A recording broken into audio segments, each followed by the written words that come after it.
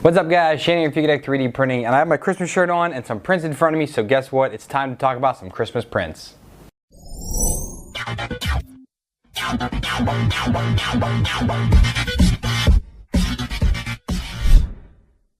If you've seen any of my other videos, when it comes around the holiday seasons, I love to print decorations with my 3D printers. I mean, why not? You have them.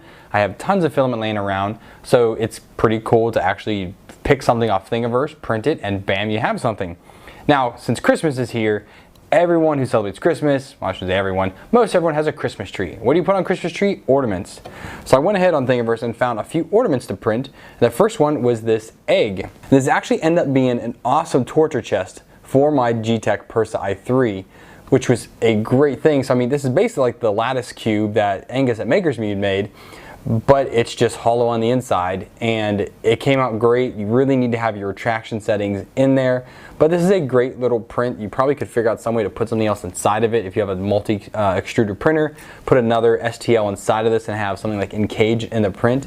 But I mean, it just has a little hanger there, and it's a great thing to do. Another one I found here was just a bow. Very simple bow. This is the high resolution model. There are 3 different ones in there. Some of them, they're low polygon count. This one's a high polygon count. So again, a nice little bow. You could put a few of these on a string, hang this individually by itself on the tree. There's so many different options you could do with something very simple like this. And again, if you need something to decorate a tree with pretty quickly, or if you're doing like an office party and you don't want to use your own ornaments, 3D print a couple of these, you're good to go. Now, I did find pretty cool this year was these stars. Now, there are several different ones out there. These are just the ones that I picked to print, and they print in place and they print flat like so, but all the stars turn their own different way, which is pretty interesting. Now, if you have this with a circle and they all go, you can spin them all and they'll spin. Now, this isn't perfect because some of the inner stars can hit the outer stars because it's not perfectly round. Like if it's a circle, that's pretty easy to do. But I mean, it's still pretty cool for an ornament to have a whole bunch of different stars in there. Again, they can be configured a whole bunch of different ways. This model ended up coming with this file on Thingiverse, ended up coming with 2 different models, and they have different tolerances. This was the lower tolerance, this one was the higher tolerance, and this one was a little bit harder to break when I first, started messing with the print. But once I got it broken, all the pieces started moving pretty easily. So I mean, it's a pretty cool little thing, and there's a lot of like snowflakes out there that have these, but literally you can just search ornament, and there are thousands of different prints on Thingiverse to pick from. So put any type of ornament. Last year I did a bunch of Star Wars ornaments, which were really, really cool, and I still have those on my tree today. I didn't want to showcase them again because it was something I showed last year. But again, I really liked those, and this was just something else that was a little, more 3-dimensional, had a little more something to it, and the kids, well, this one must be the lower tolerance one. That popped right out. But anyways, this is super fun. Kids would like playing with these and having these, so it's a very nice and easy print that you can do. Now, I'm a huge Lego fan, and I've been working on a Lego project for my kids from another thing I found. But in my searching with Lego and Christmas, I came across this wreath. Now, if you know anything about Lego, or if you've played with Lego when you were a kid, you will know these different leaf pieces that you used to have, like all of like the tropical jungle and a bunch of random different sets had these leaves. Well, you take 6 of them, you print them out, and then you print a couple one-off button head Lego parts, snap those on, and you have yourself a little hanging wreath, which is pretty doggone awesome if I say so. It is just too cool to have. I mean, you can hang it from any which way you want to.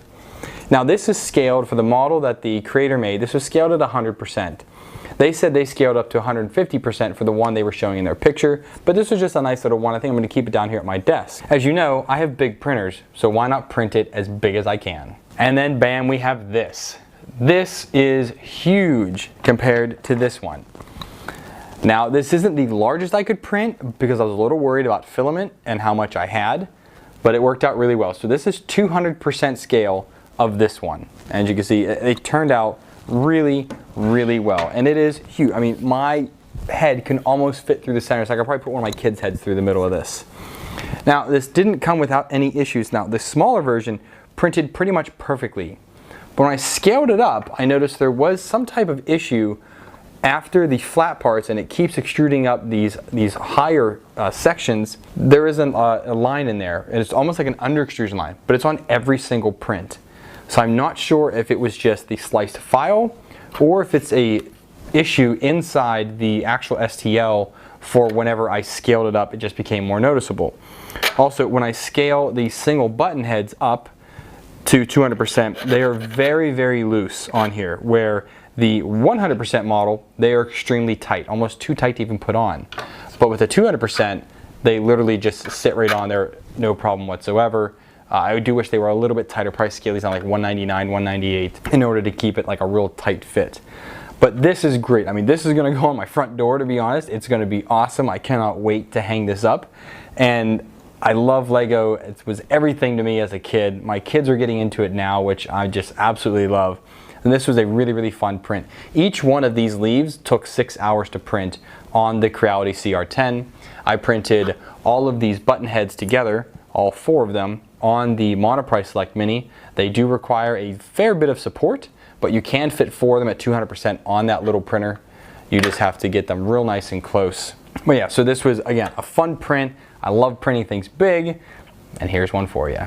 So I have parts for one other print here, and it's all in pieces right now because I have yet to put it together. I did have one issue that I ran into when getting this print together, and that was this right here. So if you can't tell, this is a face. Let's put this jaw right there.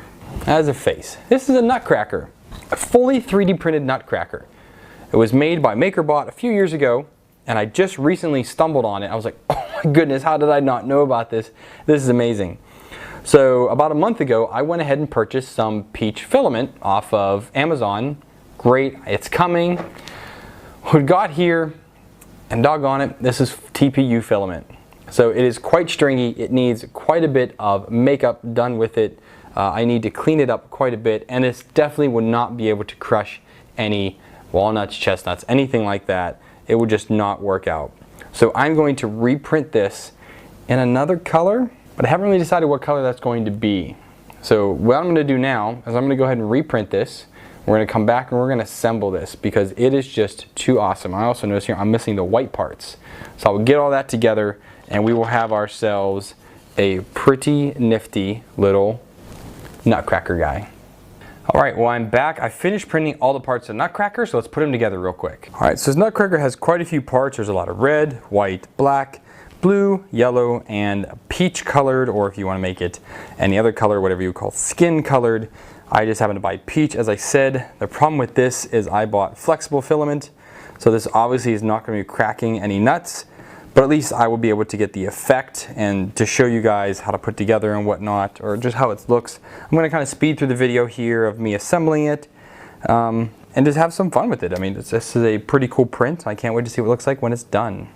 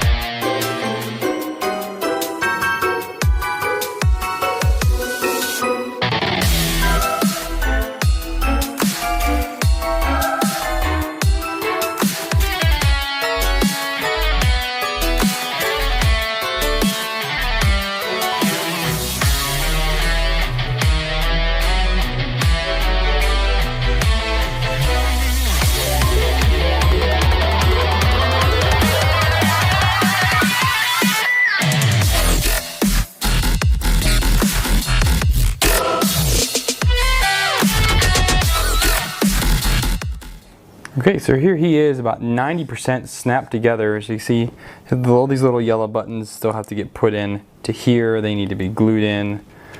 And I'm not gonna glue all of it right now simply because I don't want to do it with the flexible head. It does look really nice though. But I mean, everything will just get glued in there. She got this top piece. His hat is great. He works just like he should, which is very cool to see. Shoulder pads, arms kind of link in there. You just have to know the order for all these different pieces here once they snap together. Same the order for the boots. If you look at the boots, I mean, these are super smooth. These are printed. I printed this on a whole bunch of different printers. So the black was printed on the Anycubic i3. The yellow was printed on the Geeetech Persa i3. The red was printed on the Folgertech FT5. The white was the Anycubic i3, and the blue was also printed on the Geeetech Persa i3. So 3 different printers printing all of this. I was able to make this come out really, really quickly. On the Thingiverse page, it's great because he tells you the different colors of all the different pieces. So all the different pieces, what colors they need to be printed on. You can go ahead and throw all of those into a single STL, a single model. Go ahead, save that, and then you're good to go for all the future prints, how many of these you want to print. This is a great model. I thank MakerBot for making this because this is going to look so excellent on my shelf. There you have it, guys. There's a couple ideas on what to print for Christmas this year. You've got a little bit of time left, so get those printers warmed up and get printing. Hope you guys enjoyed the video. If you did, you know what to do. Like the video, leave me a comment down below whether you liked it or didn't like it. Support me by subscribing.